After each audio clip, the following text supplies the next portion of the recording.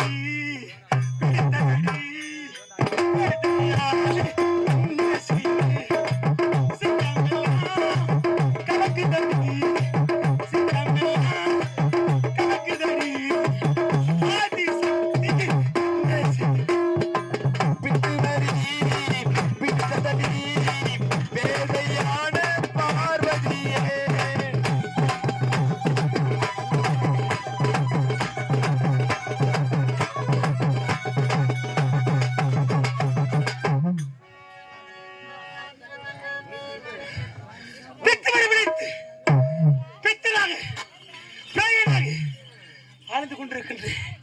பசி பசி பசி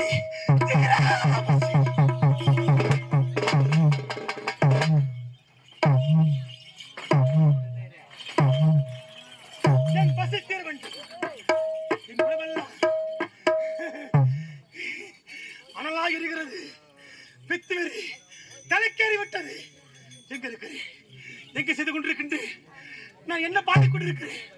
நிற்கின்றனா, நடக்கின்றனா, ஓடுகின்றனா அல்லது ஆடுகின்றனா? ஒன்று பிரிவிலேயே இந்த உடலெல்லாம் நோகுதடி ஒரு மாதே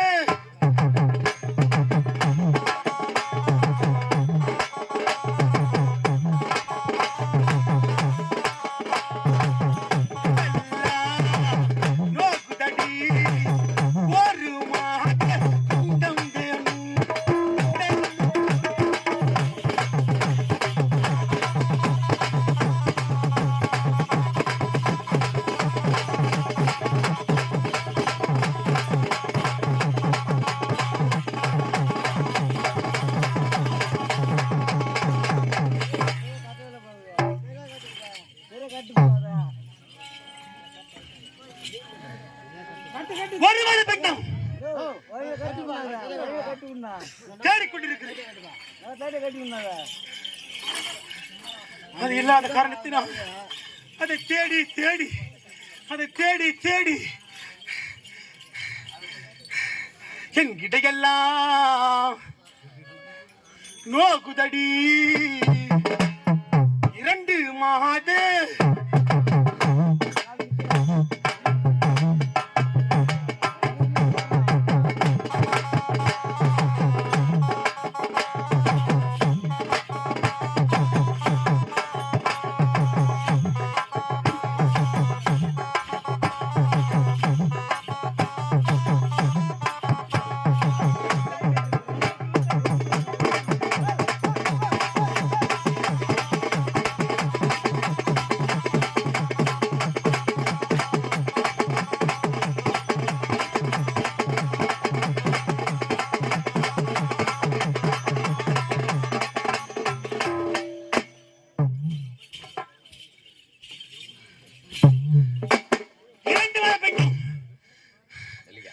தேடிக்கொண்டிருக்கிறேன். கண்களிலே புலப்படவில்லை. இந்த ஈசனுடைய முகம் எப்பேற்பட்ட முகம், அழகு வாழ்ந்த முகம், 30 லட்சம் பொருந்திய முகம். அப்பேற்பட்ட இந்த அழகுவான முகத்தின் கரத்தில் இந்த பிரம்ம கபாலம் கரத்தில் பற்றிய பிறகு இந்த ஈசனுடைய முகமெல்லாம் எப்படி ஏக்கத்தோடும் வாட்டத்தோடும் இந்த முகமெல்லாம் நோக்குதடி. 3 மாதே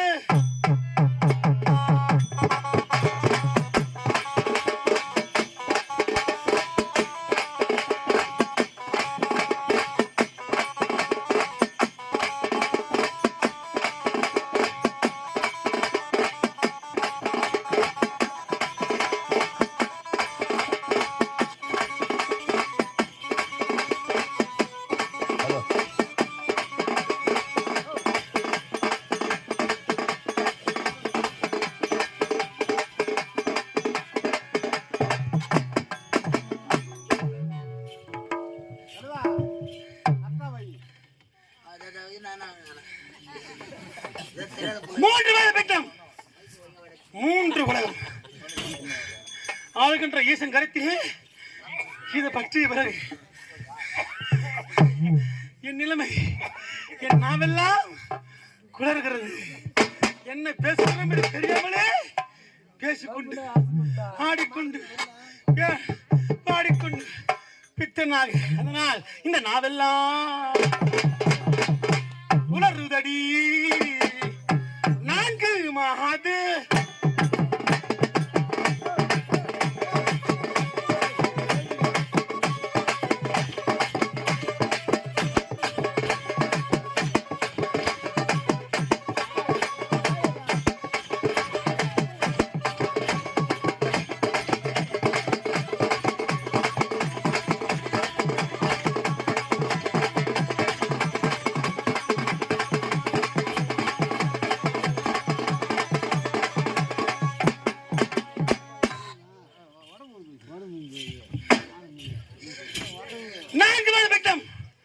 தேடிக்கொண்டிருக்கிறது.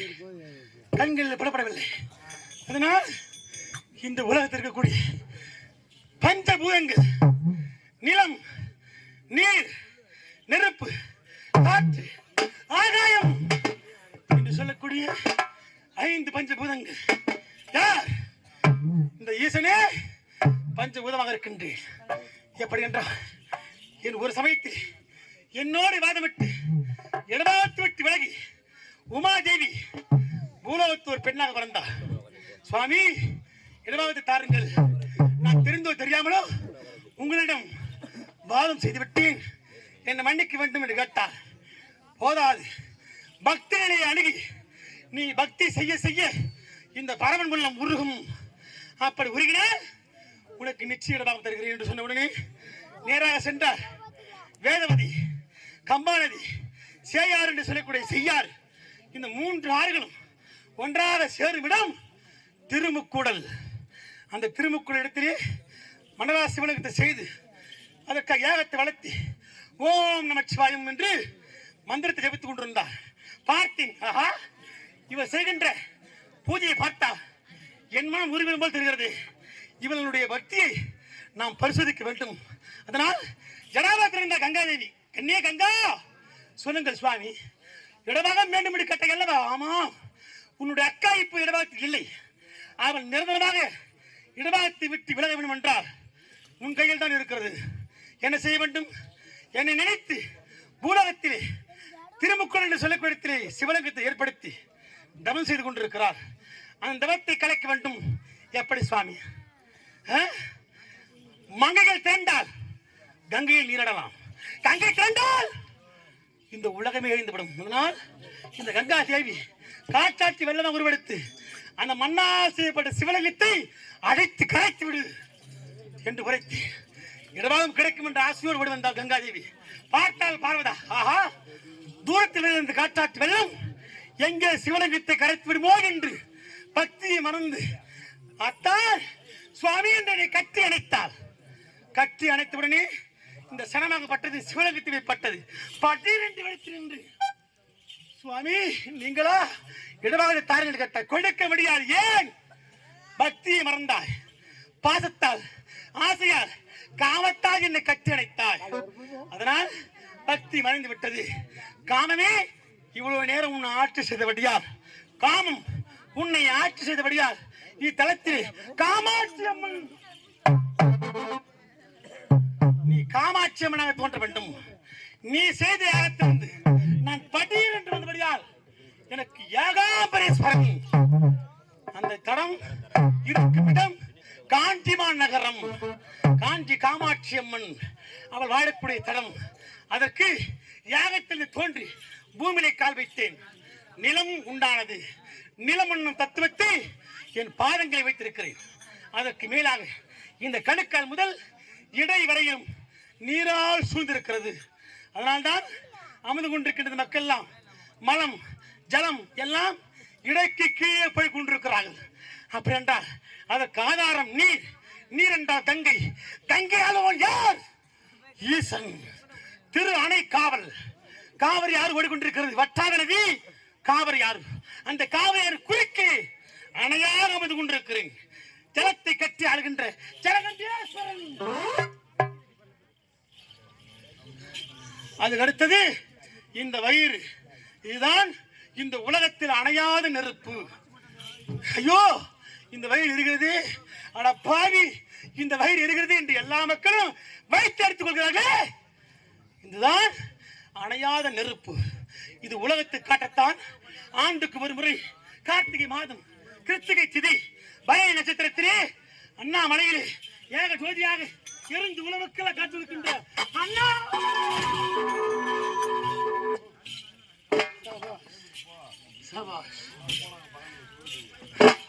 அண்ணாமலையான் ஜோதி பிளம்பாக கார்த்திகை மாதம் தகதகவென்று ஒலிக்க உலகத்தை எல்லாம் பார்க்க வருகிறேன். அதுதான் நம்பினி தலம் திரு அண்ணாமலை. அதற்கு மேலே இந்த மார்பு கூடு. இந்த மார்பு கூட்டுக்குள்ளே இதயம் என்னும் கருவறை. அந்த இதயம் என்னும் கருவறை சீராக இயங்க வேண்டும் என்றால் அதற்கு காற்று தேவை. காற்று இல்லாமல் யாராலும் உயிர் வாழ முடியாது.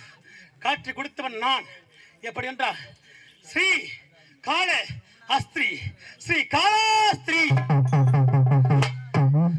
வாயு பகவானுக்கும் நாகதேவனுக்கும் இருவருக்கு போட்டி. அடே வாயு பகவானே, இந்த உலகத்தில் நான் தான் உயர்ந்தவன் என்று 1000 சிரம்பரத்தை ஆயுசேஷன் உரைத்தான். அட பாவி, காற்று இல்லாமல் யாராலும் வாழ முடியாது, நான் தான் உயர்ந்தவன் என்று வாயு பகவான் உரைக்கிறான். இருவருக்கும் போட்டி. இதோ மேருகிற மலையை நான் இறுக்கி அணைத்துக் கொள்கிறேன். உன்னுடைய காற்றை செலுத்து. நான் அசையாமல் இருந்து விட்டால் நான் வென்று விடுவேன். அசைத்து விட்டால் நீயே வென்று காட்டுவாய் என்று இருவருக்கும் போட்டி. பார்த்தான் வாயு பகவான். காற்றாற்றை பெருத்த வல்லமாக செலுத்தினான். அந்த மேருகிற மலை துண்டு துண்டாக சென்று விழுந்தது. அப்போதுதான் ஐயோ, தெரிந்தோ தெரியாமலோ நாம் தவறு செய்துவிட்டோம், நம்மளை விட காற்றுத்தான் பெரியவன், அப்பேற்பட்ட பாவத்தை தீர்க்குமாக என்னை கோரி தவறு செய்த இடம்தான் ஸ்ரீ கால ஆஸ்திரி. எப்பேற்பட்ட தோஷமாக இருந்தாலும் ஸ்ரீ காலாஸ்திரி குருமரை வந்து உங்கள் பாதங்களை வைத்தால் அக்கணமே தோஷம் நிகிரகமாகிவிடும், நிவர்த்தி ஆகிவிடும். அப்பேற்பட்ட தோஷ நிவர்த்தி தலமாக ஸ்ரீ கால அஸ்தி ஸ்ரீ கால. அதுக்கு அடுத்தபடியாக இந்த சிரசு யாராலும் பார்க்க முடியாத சிரசு. ஏன்? இந்த பிரம்மதேவனை ஒரு முறை பிரம்மதேவனுக்கும் நாராயண பெருமானுக்கும் இருவருக்கு போட்டி. அப்படி உயர்ந்தவன் என்று நினைத்து ஓடுவதால் உங்கள் இருவரை விட நான் தான் உயர்ந்தவன் உரைத்தேன். எப்படி என்றால் என்னுடைய சிரசையும் என்னுடைய பாதத்தையும் யார் முதலில் பார்க்கிறீர்களோ அவர்கள் தான் இந்த உலகத்தின் முதல் கடவுள் என்று சொன்னேன். இவன் அன்னை பற்றி மீது ஏறிக்கொண்டு அகலமாக சென்று கொண்டிருக்கிறான். இவங்கள் ஓடிக்கொண்டிருக்கிறது. இவன் தோண்டு விட்டான். என்னுடைய ஜடாபரத்திலிருந்து ஒரு தாயம்பு ஓடுவது. தாயம்புவே, நீ எங்கிருந்து வருகிறாய்? ஈசன் ஜடாபரத்தில் வந்து கொண்டிருக்கிறேன். நீ வருவதற்கு எத்தனை ஆண்டுகள் ஆகிறது? அது என்னால் சொல்ல முடியாது.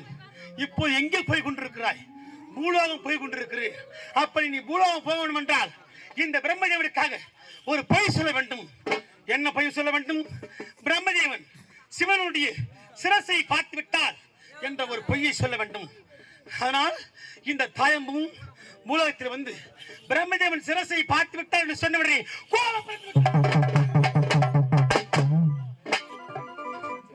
அண்ட சராசரம் மிஞ்சும் ஈசன் சிரசை யாராலும் பார்க்க முடியாது. எப்போது பார்க்காத ஒன்றை நான் பார்த்தேன் என்று பயவரைத்தாய் தயங்குவே. இத்தனை ஆண்டு காலம் ஜடாபாத்தில் சூடி அழகு பார்த்தவன் சிவன் எப்போது பயவரைத்தாயோ இனி எந்த ஒரு பூஜையிலும் உனக்கு இடமில்லை.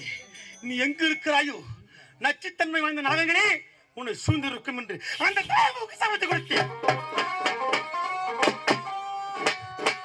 பார்க்காத ஒன்றை எப்போது பார்த்து என்று உரைக்க செய்தாய் பிரம்மதேவா. இந்த உலகத்தில் உனக்கென்று தனிப்பட்ட ஆலயம் இருக்கவே கூடாது. அப்படி என்று சாபத்தை கொடுத்து அப்பேற்பட்ட இந்த சிரசு ஆகாயத்தினுக்கு போய் கொண்டிருக்கிறது. எப்படி என்றால் நானும் என் மனைவியும் நாட்டியம் ஆடுகின்ற பொழுது என்னுடைய சிலம்பாகப்பட்டது அறுபட்டு அவள் மடியிலே விழுந்தது. ஈசன் சிலம்பு அறுபட்டு விழுந்த இடம் சிலம்பு அறம் சிலம்பரம். சிலம்பரம் என்ற வார்த்தை மருவி மருவி சிதம்பரமாக சிதம்பரத்திலே ஒரு காலை பூமியை ஊன்றி மறு காலை மேலே தூக்கி ஆணும் இல்லாமல் பெண்ணும் இல்லாமல் அந்த சராசரத்தை வென்ற ஈசன்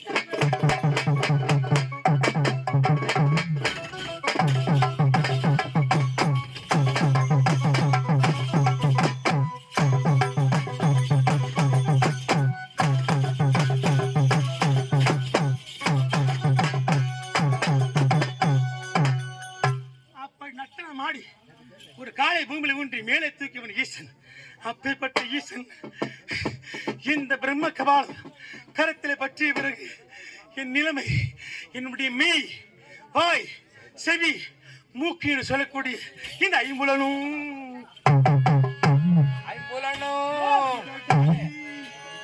ஐந்து மாத